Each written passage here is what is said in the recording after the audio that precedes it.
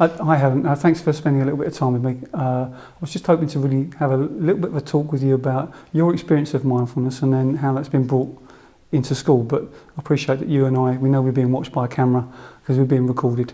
So I think it would be useful for people if we just introduced ourselves, got a sense of who we are. So.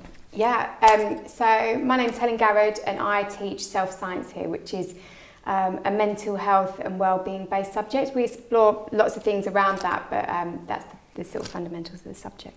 Okay, and I'm David Perridge. I'm Head of Outreach and Staff Development here at West Heath. So mindfulness is something that various members of staff have brought into their practice within school in a kind of a very ad hoc way over years. We've run little bits of programs, so I've introduced it in some elements of training that I've done. We've had a mindfulness day for staff to kind of come along if they wanted to at a weekend. We've done little bits and pieces, but we never really kind of got hold of it until now we're beginning to I think to make full and proper use of it. But I'm interested first in your experience of mindfulness and kind of what got you into it.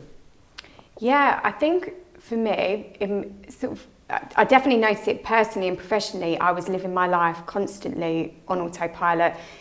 I spent my time thinking about the things I should have done, would have done. I'd drive to work and think, God, did I stop at that traffic light or did I not? And just didn't remember the details of my day. I was sort of always, I knew big things were happening, but I just wasn't taking in the moment. And then there was some changes around in my personal life, and I felt the overwhelming pressure of the things that could happen or whatever it may be, and I felt a real need for me to live more in the moment, to manage my anxieties and all of those elements. So I started exploring it a bit in personally before it going anywhere, and just reading up on things and attempting small meditations by myself, just kind of exploring it by myself really.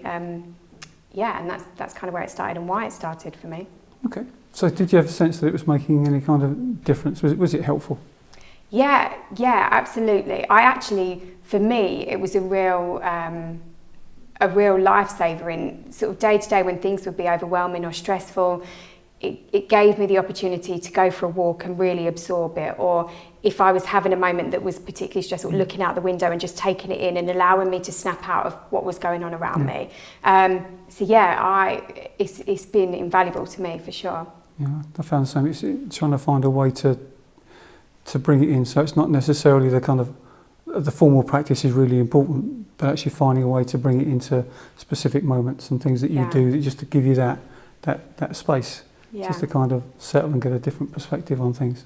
Yeah. Okay. Well, I know that we were really very, very lucky about a year ago to get a couple of places on the Mindfulness in Schools programme, so we could train a couple of people, yourself included, so we can then go and deliver that to the students. Just be really interested in your experience of doing the programme and then perhaps how the early stages have worked out, because I know we've only just begun to deliver that to students.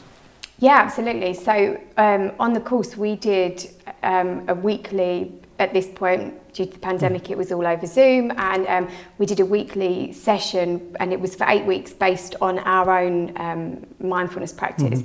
So each week we would all meet and explore various areas of mindfulness, whether that's the mindful movement, eating mindfully, all of those things, giving us little tools and techniques that we can use day to day, and working on that, reflecting on it, and coming back, and speaking about how we found it, and working together to give each other feedback on our own experience and trying it out with other people. So we had that 8-week element, which I found brilliant. I really, really enjoyed that.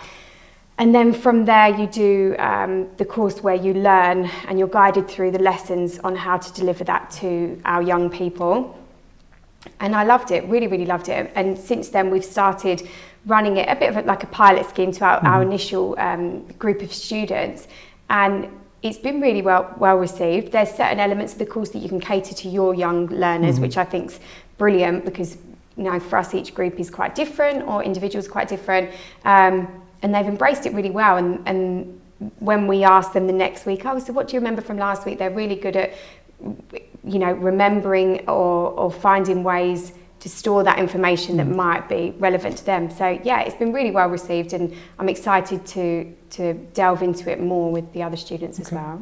Are there any specific things that have kind of come out of it? And I do appreciate we're at the very, very early stages. Sure. But with any of the individual children been taking part, that they've noticed or become more aware of, or that they're doing slightly differently, that in some way it's shaped or reshaped how they behave in certain situations?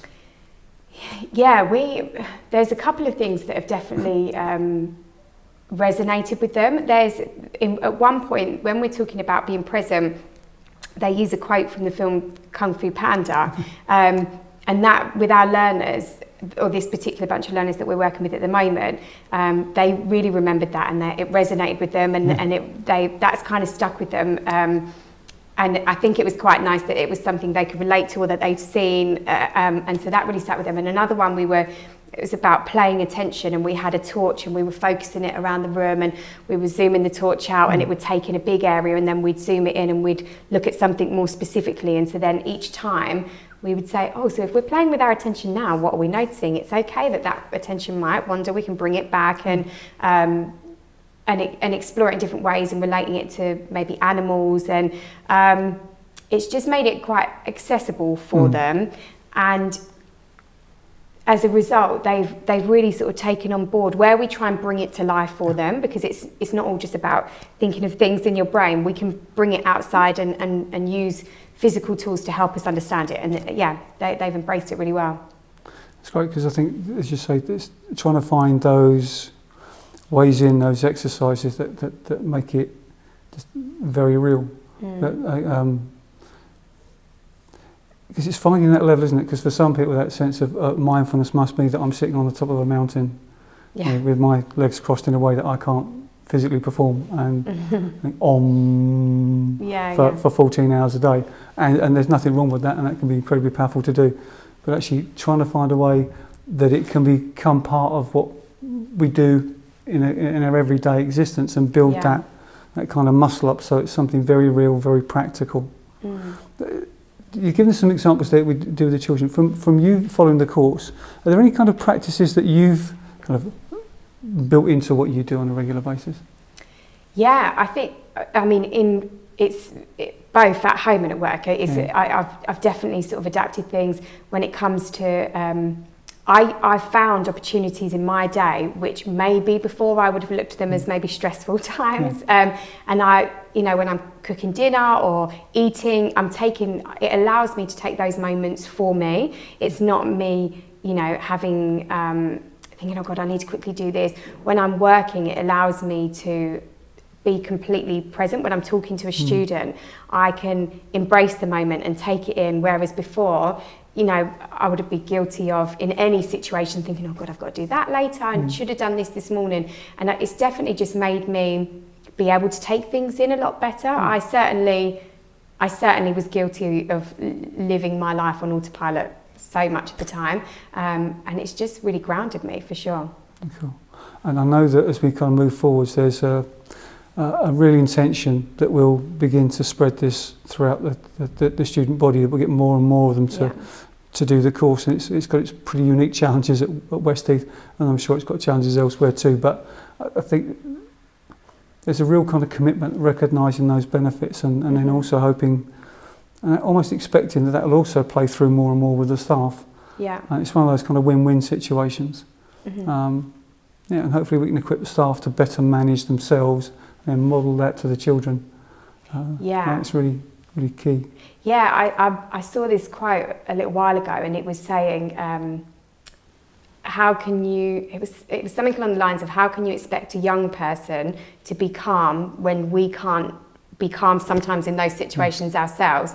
And so definitely for me, it allows me to best be able to model what we would like to achieve with them, or I think there's such a great scope for us to do it across,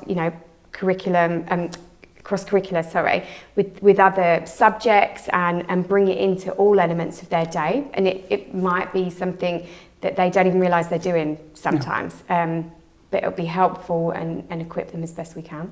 Okay, I don't know about anyone that's listening, but I'm really excited by the prospect of that. Yeah, I can't wait. Okay. Well, thanks for your time. I really, really appreciate it. Thank you. You're welcome.